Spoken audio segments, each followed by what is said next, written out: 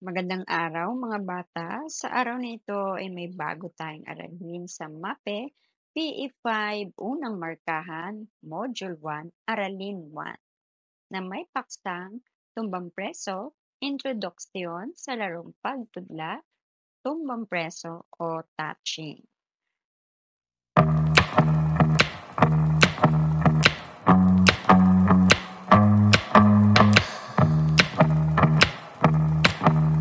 Ang tumbang preso ay isang uri ng target game na tanyag dito sa Pilipinas. Ito ay masayang nilalaro ng mga bata.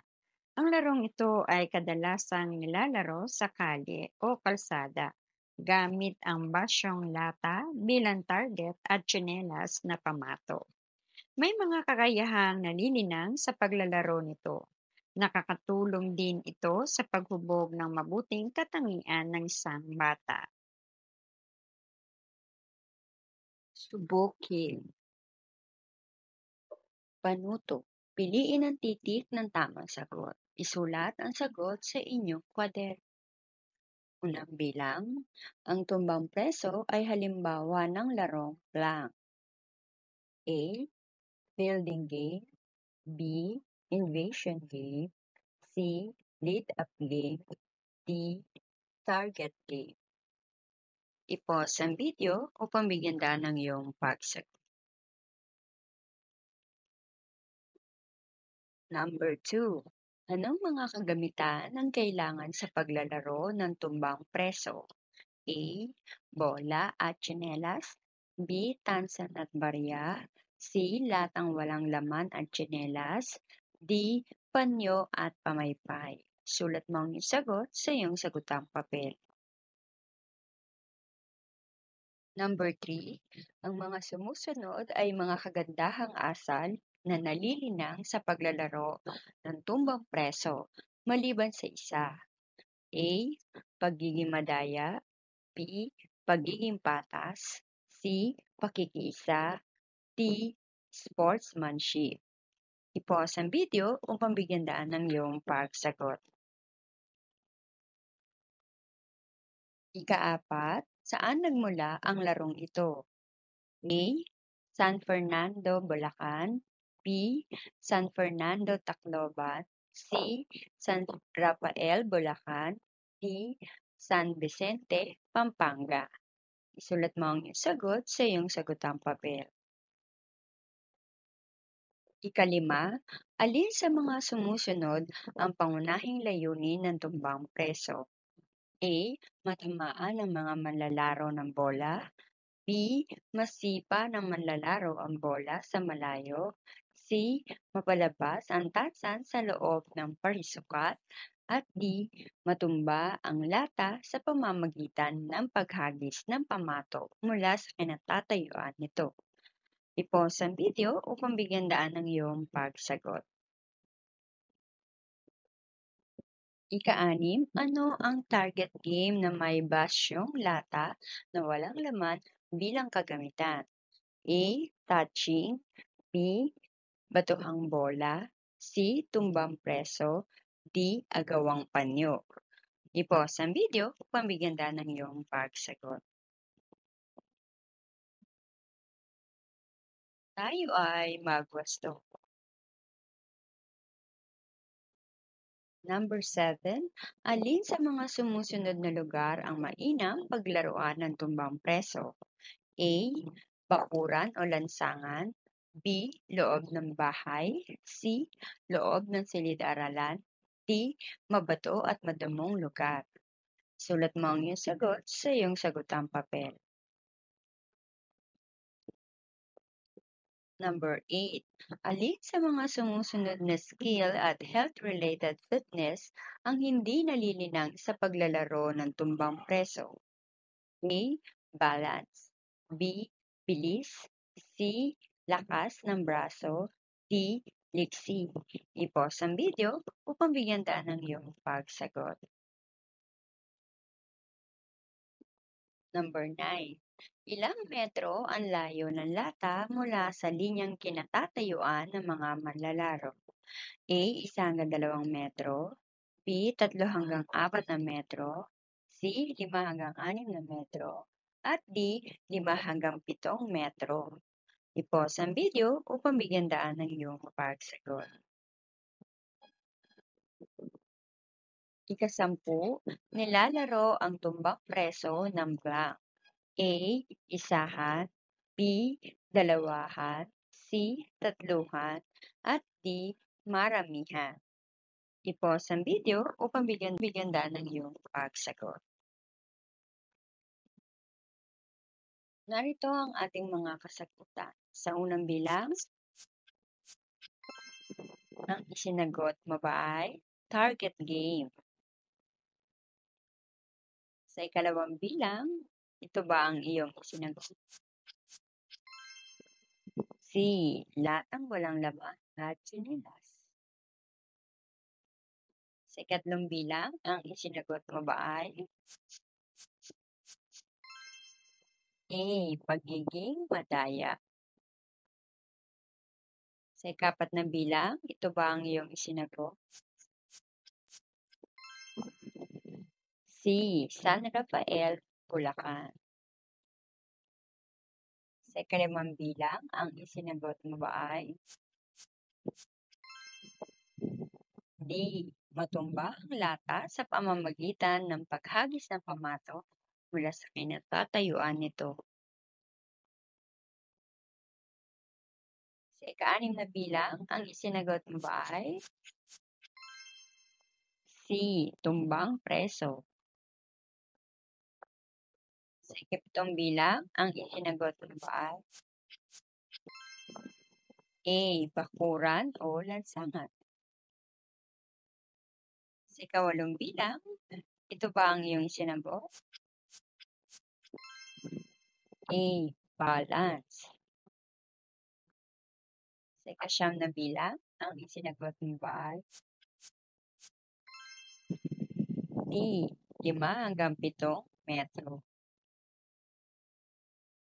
Sa ika-10 bilang, ang isinagot mo ba ay D. Maramihan. Sana'y nakakuha ka ng 10 puntos. Ang tumbang preso ay isang uri ng target game na tanyag dito sa Pilipinas. Ito ay masayang nilalaro ng mga bata. Ang larong ito ay kadalasang nilalaro sa kalye o kalsada gamit ang basyong lata bilang target at tsinelas na pamato. May mga kakayahang nalilinang sa paglalaro nito. Nakatutulong din ito sa paghubog ng mabuting katangian ng isang bata. Lagyan ng check ang mga larong paborito mong laruin.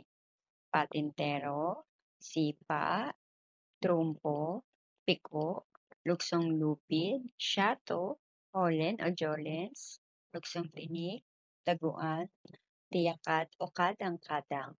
I-pause ang video upang bigyan daan ng iyong pagsagot. Tayo ay magwastro. Narito ang aking halimbawang sagot.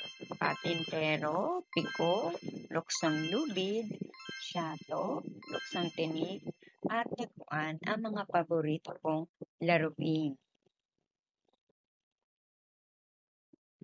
Bahagi na ng libangan nating mga Pilipino ang mga laro. Kabilang sa mga larong ito ang iba't ibang target games na nilalaro ng mga bata ng may kawilihan. Pagmasdan ang larawan sa taas. Alam mo ba ang larong ito? Ikaw ba ay nakapaglaro na nito? Ito ay isang halimbawa ng larong pagtudla o target games. Ito ay ang larong tumbang preso. Larong pagtudla. Ang target game o larong pagtudla ay isang uri ng laro kung saan ang manlalaro ay sumusubok na ihagis, slide o iswing ang pamato upang maabot o matamaan at madala o makuha ang target sa isang itinalagang lugar. Ang target games ay maaaring isahan o pangmaramihan. Ilan sa mga kilalang target games na isahan ay palo sebo, luksong baka, sipa, billiards, bowling, golf, touching at batuhang bola. Ang tumbang preso, bati kobra, luksong tinik, ubusan ng lahi, shato, football, soccer, baseball at frisbee naman ay mga halimbawa ng target games na pangmaramihan. Ang mga larong kabilang sa target games ay maaaring isagawa ng 3 hanggang 5 beses sa isang linggo batay sa Philippine Physical Activity Pyramid. Ito ay nasa ikalawang antas ng Pyramid Guide. Ang Philippine Physical Activity Pyramid Guide ay nahahati sa 4 na antas, kung saan ang bawat antas ay tumutukoy sa rekomendadong dalas ng paggawa sa iba't ibang gawaing pisikal. Bukod sa masayang laruin ng mga target games, may mga kakayahang nalilinang din ang madalas na paglalaro nito at marami ring magandang naidudulot ito sa kalusugan. Ang tumbang preso ay isang halimbawa ng larong pagtudla o target games na palasak laruin ng mga bata. Unang lumaganap sa San Rafael, Bulacan, ang tumbang preso ay isang larong Pinoy kung saan ang isang taya ay may binabantayang lata na nasa loob ng isang bilog. Ito ang preso na tinatawag.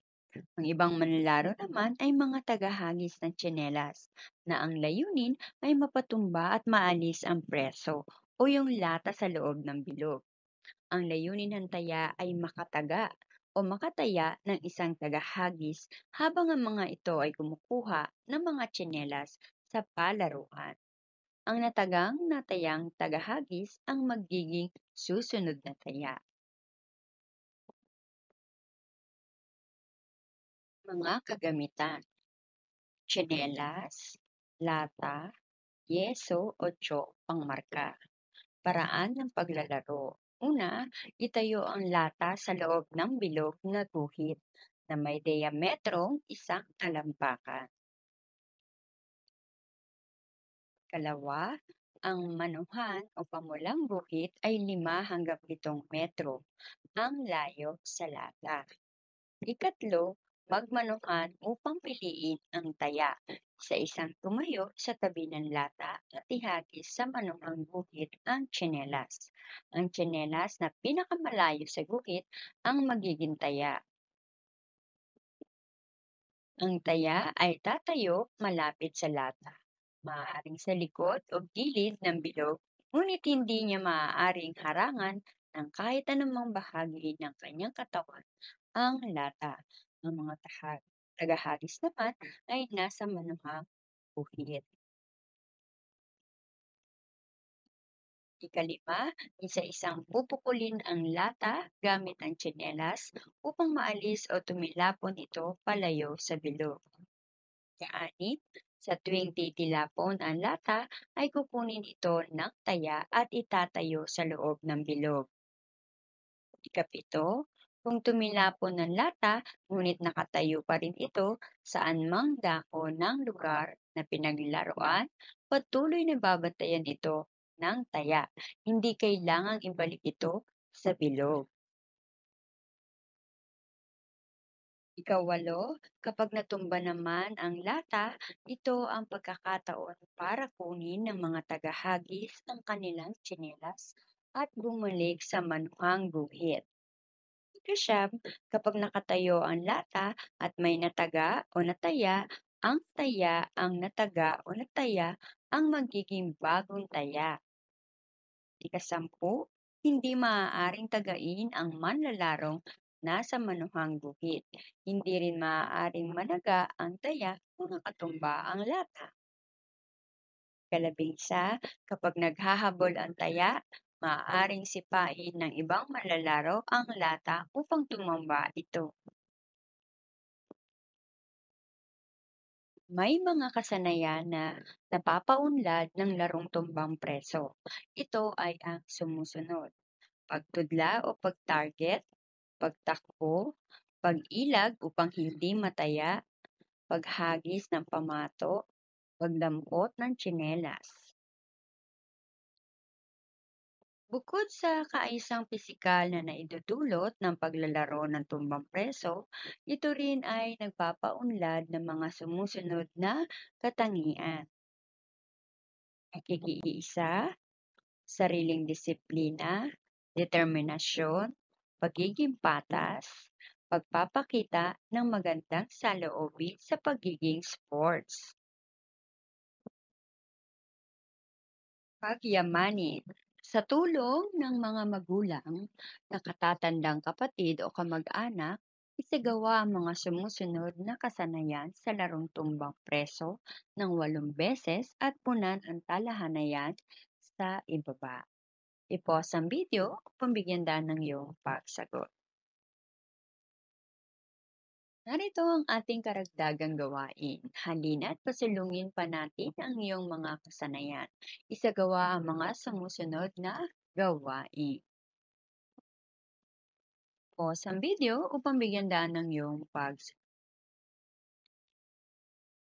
Dumako naman tayo sa Module 1, Aralin 2, na may paksang tumbang preso, halina't gawin natin. Matapos matutunan ang mga mahahalagang impormasyon tungkol sa larong pagtudla o target games at ang halimbawa nito na tumbang preso, mahalaga din na malinang ang mga kasanayan na nakapaloob dito. Sa aralin na ito, mas lalong madadagdagan ang mga aralin at mas lalong magpapaunlad ang mga kasanayan ng laro. Balikan. Panuto. Isulat ang tama kung ang pahayag ay tama at mali naman kung hindi. Unang bilang, ang tumbang preso ay halimbawa ng target games o larong pagtudla. Ikalawa, ang mga kagamitan sa tumbang preso ay tsinelas, lata at yeso. Ikatlo, unang lumaganap sa San Jose, Bulacan ang larong tumbang preso. I-pause ang video upang bigyan daan ng iyong pagsagot. Ikaapat, ang larong pagtudla ay isang uri ng laro kung saan ang manlalaro ay sumusubok na ihagis ang pamato upang matamaan o makuha ang target sa isang itinalagang lugar. Ikalima, ang larong pagtudla ay nasa ikalimang antas ng Philippine Physical Activity Pyramid Guide. Isulat mo ang iyong sagot sa iyong sagotang papel. Tayo ay magwasto. Narito ang ating mga kasagutan. Sa unang bilang, tama. Sa ikalawang bilang, tama. Sa ikatlong bilang, mali. Sa ikapat na bilang, ang sagot ay tama. Sa ikalimang bilang, mali. Sana'y nakakuha ka ng 5 puntos. Tuklasin. Hindi lang sapat na alam natin ang kahulugan ng tumbang preso. Ang pinagmulan, mga kagamitan at mga paraan sa paglalaro nito. Mahalaga din na malaman natin ang mga karampatang gawain na dapat isagawa upang masiguro na maayos at ligtas ang paglalaro nito. Alam mo ba ang mga pampasiglang gawain o yung warm-up activities at ehersisyong pampalamig o yung cool-down exercise na dapat isagawa bago at pagkatapos maglaro ng tumbang preso? May idea ka ba kung ano-ano ang mga pag-iingat, pangkaligtasan o yung safety precautions sa larong ito? Bakit kaya mahalaga ang pampasigla, erestisyong pampalamig at ang mga pag-iingat pangkaligtasan sa paglalaro ng tumbang preso? Suriin. Masayang maglaro pero kailangan nating mag-ingat para maiwasan ang sakuna at sakit ng katawan. Narito ang mga gawain pangkaligtasan sa paglalaro ng tumbang preso. Una, sundin ang mga patakaran o regulasyon ng isang laro. Ikalawa, pumili ng isang ligtas na lugar kung saan kayo maglalaro. Kailangan din na may malawak na espasyo. Ikatlo, kunin ang mga matutulis na bagay o sagabal sa paglalaro. Ikaapat, gumamit ng tamang kasuotan sa paglalaro. Ikalima, mag-warm up at mag-cool down bago at pagkatapos ng laro. Ito ay nakakatulong upang maiwasan ang pagkakaroon ng pinsala sa ating kalamnan. Ika-anim, iwasang maglaro kung may sakit o di maganda ang pakiramdam. Ikapito, iwasang matamaan ng pamato o tsinelas ang kalaro. Ikawalo, maging sports sa paglalaro upang maiwasan ang away at tampuhan. Pampasiglang gawain bago laruin ng tumbang preso. Una, pagja-jogging ng 5 ikot sa palaruan. Ikalawa, head twist. Tumayo na bahagyang nakabuka ang mga paa at ang mga kamay ay nasa baywang. A. Ipaling ang ulo sa kanan at bumilang ng 1 hanggang 8. B. Ipaling ang ulo sa kaliwa at bumilang ng 1 hanggang 8. C. Balik sa posisyon at D. Ulitin mula A hanggang C. 3.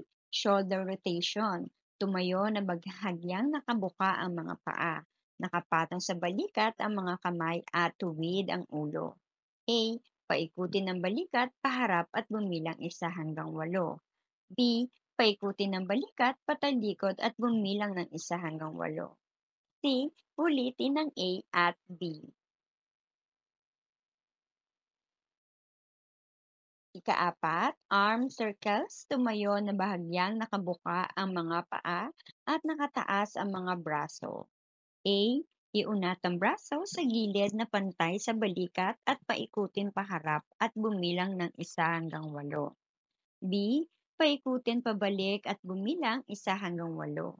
C. Ulitin ng A ngunit gawing malaki ang bilog. At D. Paikutin ng pabalik katulad ng C.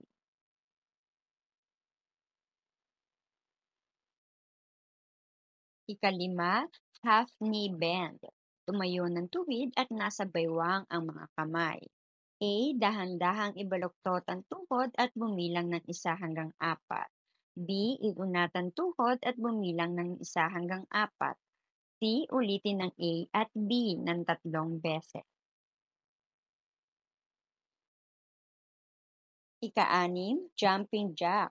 Tumayo na magkadikit ang mga paa at nasa gilid ang mga kamay. A. Tumalon at ibuka ang paa kasabay ng pagpalakpak ng kamay sa ibabaw ng ulo at bumilang ng 1. B. Bumalik sa panimulang posisyon at bumilang ng 2. C. Ulitin ang A at B ng 3 beses. Cool down activities pagkatapos laruin ang tumbang preso. Una, paglakad na paikot sa palaruan. Ikalawa, pag-unat ng kamay at braso. Ikatlo, pagpapaikot ng braso. Ikaapat, pagtaas-baba ng binti. Ikalima, pagpapaikot ng paa.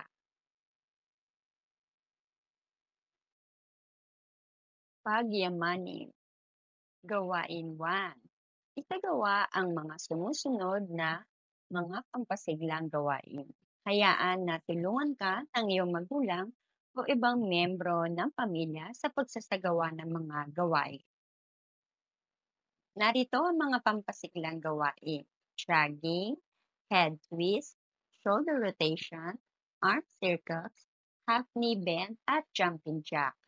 I-pause ang video kung bigyan ng iyong pagsagot. Gawain 2. Pagkatapos isagawa ang pampasiglang gawain, isagawa ang mga sumusunod na kasanayan ng 7 beses at punan ang talahanayan sa baba. Hayaan na tulungan ka ng iyong magulang o ibang miyembro ng pamilya sa sagawa ng mga gawain. Narito ang mga kasanayan sa larong tumbang preso. Una, pagtudla o pag-target sa lata. Ikalawa, pagtakbo sa paglibot ng bahay. Ikatlo, pag-ilag sa pagtaya ng isang miyembro ng pamilya. Ikaapat, paghagi sa tsinelas. At ikalima, pagdampot ng tsinelas. I-pause ang video upang bigyan daan ang iyong pagsagot. Gawain 3. Cool down exercise. Isagawa ang mga sumusunod na mga ehersisyong pampalamig. Hayaan na tulungan ka ng iyong magulang o ibang membro ng pamilya sa pagsasagawa ng mga gawain ito. Narito ang mga pampasiglang gawain. Una, paglalakad paikot sa palaruan. Ikalawa, pag-unat ng kamay at braso. Ikatlo, pagpapaikot ng braso. Ikaapat, pagtaas-baba ng binti. At ikalima, pagpapaikot ng paa. Narito naman ang karagdagang gawain. Halina't pasulungin pa natin ang iyong mga kasanayan. Isagawa ang mga sumusunod na gawain. Mga kasanayan sa larong tumbang press. Pagtudla o pag-target sa lata. Pagtakbo sa palibot ng bahay. Pag-ilag sa pagtaya ng isang miyembro ng pamilya. Paghagi sa tsinelas. Pagdampot ng tsinelas. Ang sumunod na aralin ay Module 1, Aralin 3, na may paksang tumbang preso, pagpapayaman sa kasanayan. Ang mga kasanayan na natutunan ay dapat na paluguin at pagyamanin. Hindi lang sapat na malaman ang mga ito. Ang palaging paggamit at pagsasagawa nito ay makakatulong upang lalo itong mapagpusay. Sa aralin na ito, ikaw ay inaasahan na lalo pang mapauunlad ang mga kasanayan sa larong tumbang preso sa pamamagitan ng iba't ibang gawain na kailangan mong isagawa.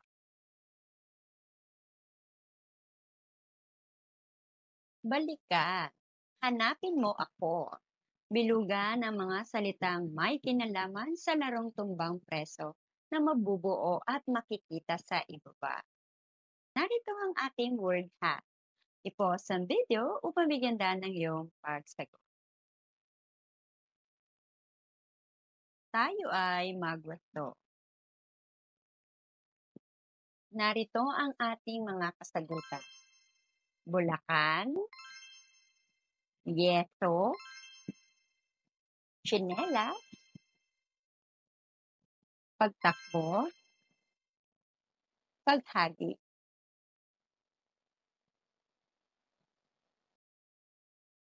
Tuklasin, panuto. Isagawa ang sumusunod na mga pampasiglang gawain bago laruin ang tumbang preso. Una, pag-jogging ng 5 ikot sa palaruan. Head twist. Ikatlo, shoulder rotation. Ikaapat, arm circles.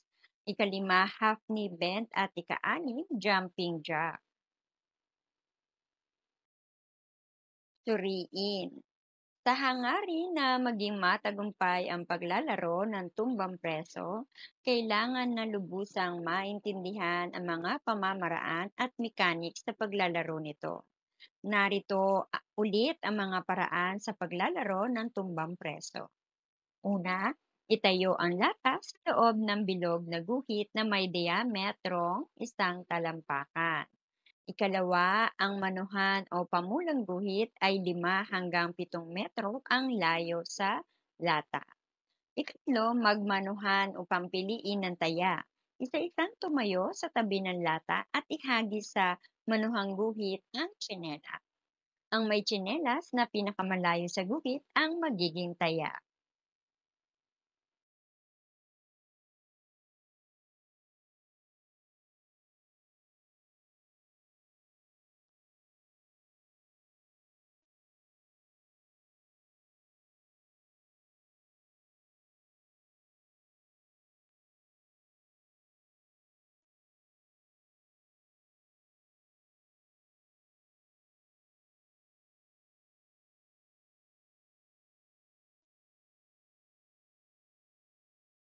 Ika-6, sa tuwing titilapon ng lata ay kukunin ito ng taya at itatayo sa loob ng bilog.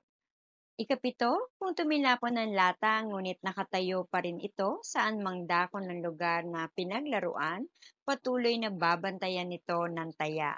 Hindi kailangang ibalik ito sa bilog.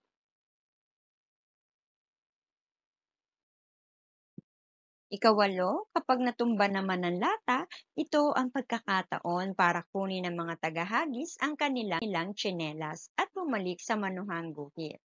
Ika-9, kapag nakatayo ang lata at may nataga o nataya, ang taya ang nataga o nataya ang magiging bagong taya. Ika-10, hindi maaaring tagain ang manlalarong nasa manuhang guhit. Hindi rin maaaring managa ang taya kung nakatumba ang lata. Ika-11, kapag nanghabol ang taya, maaaring sipain ng ibang manlalaro ang lata upang tumumba ito. Pagyamanin. Gawain 1. Ako ang taya. Maglaro ng tumbang preso sa tulong ng mga magulang, kapatid at pinsan. Kunan ang sumusunod na talahan. Sa gawaing ito, ikaw ay ang taya. Narito ang mga tanong. Una, nakasunod ka ba sa alituntunin ng laro? Ikalawa, isinagawa mo ba ang warm-up activity bago ang laro? Ikatlo, isinagawa mo ba ang cool-down exercise pagkatapos ng laro? Ika-4, nasunod mo ba ang kasanayan sa laro?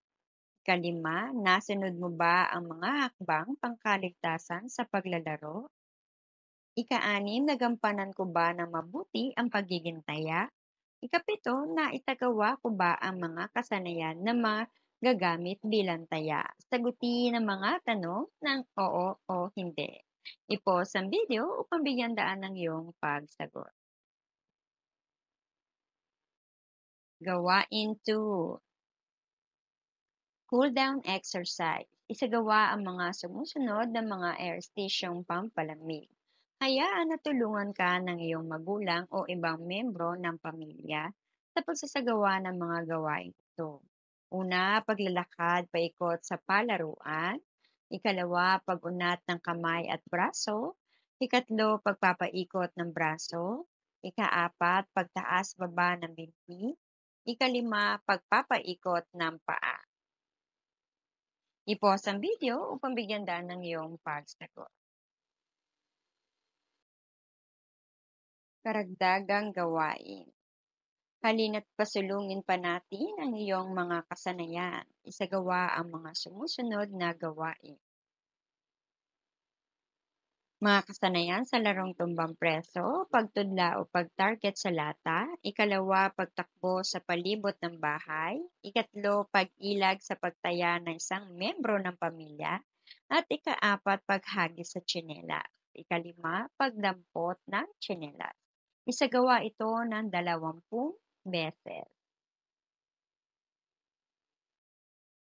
Narito na tayo sa Module 1, Aralin 4, na may paksang tumbang preso pagsasabuhay ng natutuhan. Isa sa sakutan ng pagkatuto ng isang mag-aaral ay kung ang mga kasanayan ay naisa sa buhay sa pang-araw-araw na gawain. Matapos matutunan ang lahat ng mga impormasyon sa larong pagtudla, lalo na ang larong tumbang preso, at malinang ang mga kasanayan nito, mahalaga na ito ay pagyamanin pa sa pamamagitan ng pagsasagawa ng mga ito.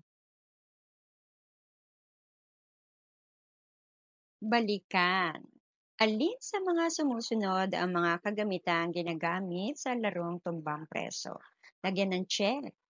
Sa iyong sagutang papel ang iyong sagot. Unang bilang at ikalawang bilang. I-pause ang video upang bigyan daan ng iyong pagsagot. Ikatlo at ika-4. Isulat mo ang iyong sagot sa iyong sagutang papel. Narito naman ang para sa ika-5 bilang. Tayo ay magwasto. Narito ang ating mga kasagutan.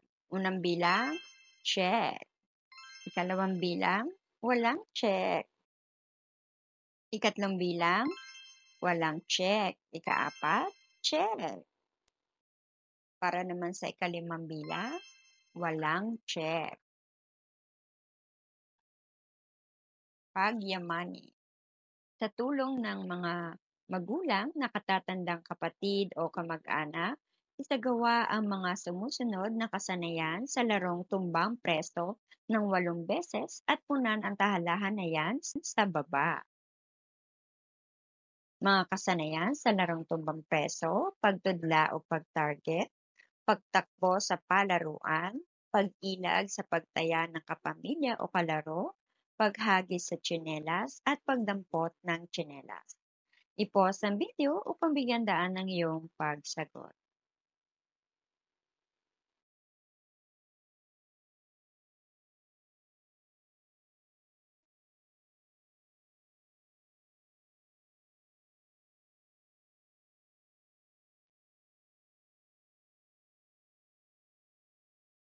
Tayo ay magwasto. Narito ang aking halimbawang kasagutan. Ang target games ay isang uri ng laro kung saan ang manlalaro ay sumusubok na ihagis, slide o swing ang pamato upang maabot o matamaan at madala o makuha ang target sa isang itinalagang lugar. Ang tumbang preso ay isang uri na target game. Ang mga bagay na natutunan ko sa paglalaro ay masayang maglaro pero kailangan nating mag-ingat para maiwasan ang sakuna at sakit ng katawan.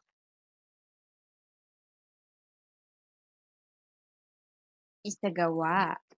Gawain. Una, itala ang mga gawain pang-araw-araw na nakatutulong sa pagpapaunlad ng mga kasanayan sa larong tumbang preso. Una, pagtudla o pag-target.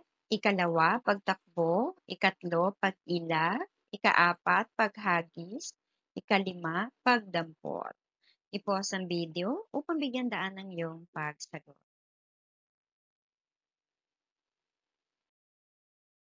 Gawain 2. Lagyan ng check ang bawat gawain na makatutulong upang mapaunlad ang mga kakayahan sa paglalaro ng tumbang preso. Narito ang mga gawain. Una, paglalakad papuntang paaralan, plaza o palengke. Ikalawa, pag-jogging. Ikatlo, paglalaro ng habulan. Ikaapat, pagluluto. Ikalima, pagguhit. Ika-6, pamumulot ng basura sa paligid ng bahay o paaralan. Ika-7, pagtugtog ng instrumento. Ika-8, pagtulong sa mga gawaing bahay. Ika-9, panunood ng TV at ika-10, pagwawalis sa bakuran. I-pause ang video upang bigyan daan ng iyong pagsagot. Tayo ay magwasto. Narito ang mga gawain na may check.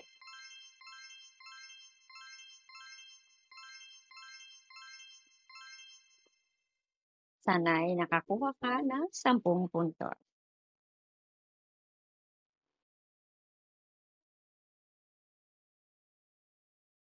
Tayahin. Panuto. Isulat ang malaking titik kung ang isinasaad sa pangungusap ay tama at M naman kung mali. Unang bilang, ang mga manlalaro sa tumbang preso ay kailangang may hawak na pamato o tsinela. Ikalawa, ang larong tumbang preso ay para lamang sa mga batang lalaki. Ikatlo, ang manuhan o pamulang guhit ay 5 hanggang 7 metro ang layo sa lata. I-pause ang video upang bigyan daan ng iyong pagsagot. Ika-4, sa tuwing titilapon ng lata ay kukunin ito ng taya at itatayo sa loob ng bilog. Ika-5, kapag naghahabol ang taya, hindi maaaring sipain ng ibang manlalaro ang lata upang tumumba ito. Ika-6, ang target games ay nasa unang antas ng Physical Activity Pyramid Guide. Ikapito, hindi mahalaga ang warm-up at cool-down exercises sa paglalaro ng tumbang preso. Ikawalo, mahalagang masunod ang mga pag-iingat pangkaligtasan o safety precautions upang maging maayos at ligtas ang paglalaro. Ikasyam, ang mga larong pagtudla o target games ay maaaring isahan o pangmaramihan. Ikasampu, kapag nakatayo ang lata at may nataga, ang nataga ang magiging bagong taya. I-pause ang video upang bigyan daan ng iyong pagsagot. Tayo ay magwasto. Narito ang ating mga kasagutan. Sa unang bilang, T. Ikalawa, M. Ikatlo, T. Para naman sa ikaapat, T. Sa ikalimang bilang, M. Sa ikanim na bilang, M.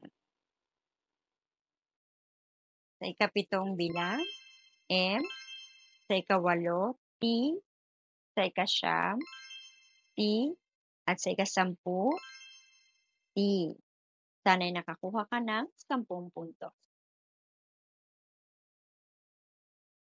At diyan nagtatapos ang ating aralin sa araw na ito. Sana'y marami kang natutunan.